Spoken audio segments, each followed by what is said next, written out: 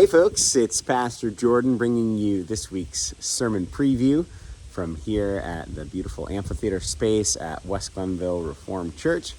We just dedicated this space to God's glory for worship and praise and communion and baptism and community and fellowship, and that was a beautiful service on Sunday.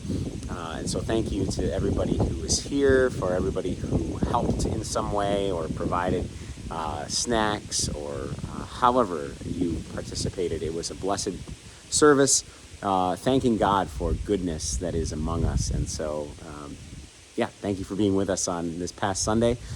This coming Sunday, I checked the weather. It looks like it's going to be an absolutely gorgeous weekend. So we'll be worshiping here in the amphitheater space once again.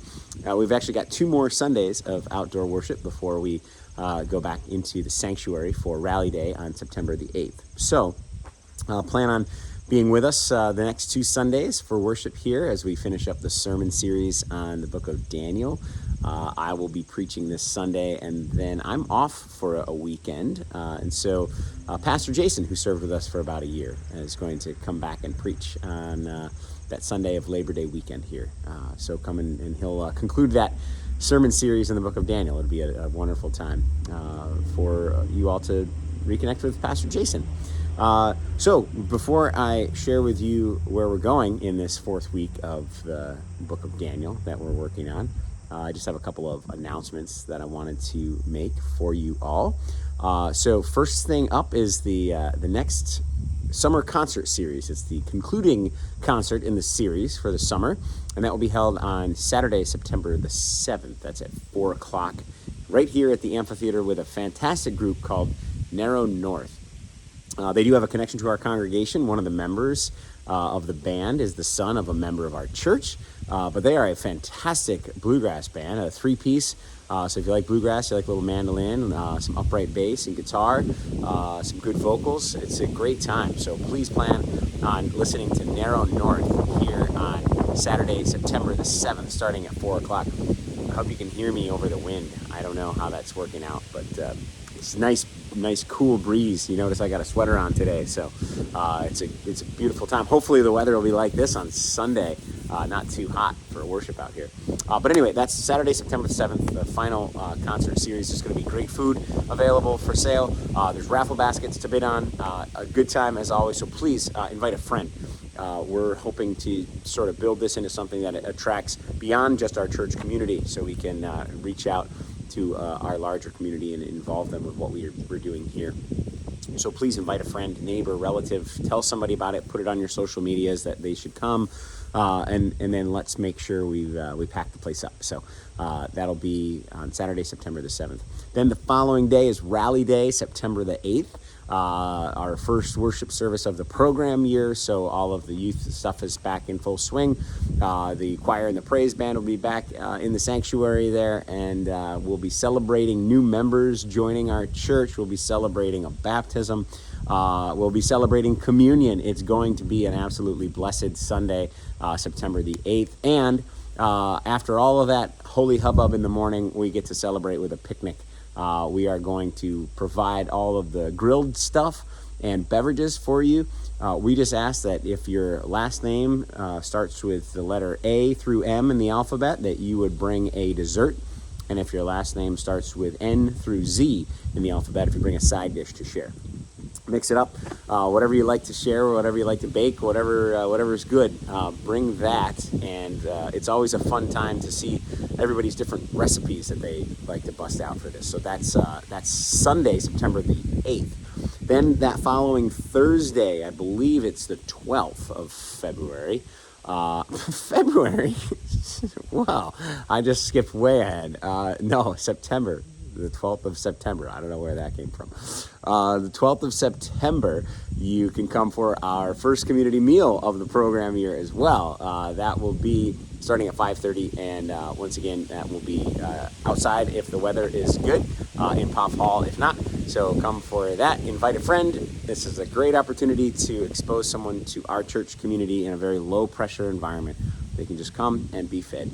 They don't have to worry about going to church or anything like that, but they can feel the presence of God among us as they receive good food. So invite someone to come for that. If you know someone in need, invite them to come and eat a meal with friends. If you know of somebody that's a shut-in and can't go, we have takeout containers, and you can bring them food on the way home.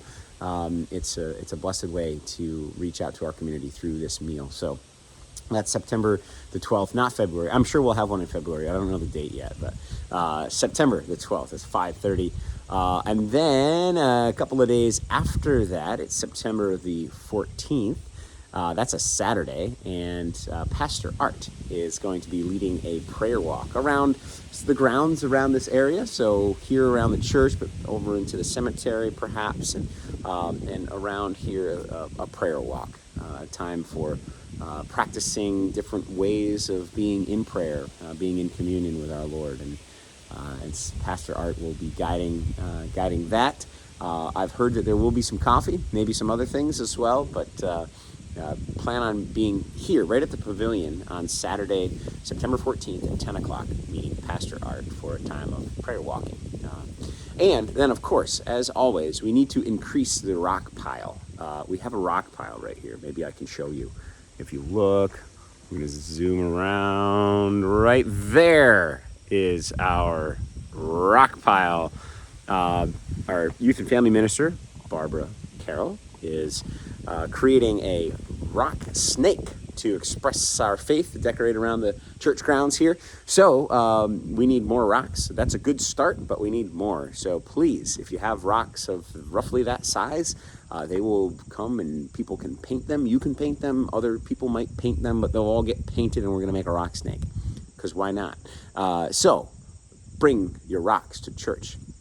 And if you have anything like that, just bring a bag and dump it off, and keep going, and we'll tell you when to stop. So just keep bringing them, and we'll tell you when to stop. So, all right, now we're on to the book of Daniel. The last two Sundays in this sermon series, we switch from court tales, which we've been sort of hearing tales of being members of the court for both Daniel and his three friends, Shadrach, Meshach, and Abednego. Now we're going to switch to visions that Daniel sees, which are called apocalypses, because they're visions of sort of end times, or visions of things being wrapped up or put into place, or the overarching story of what's going on in the world and creation and the cosmos is being brought to completion in these stories. So they're called apocalypses. And so we're going to hear the first of two apocalypses, and this is the vision of the four beasts that Daniel has, and it's going to talk about how this is disturbing to Daniel.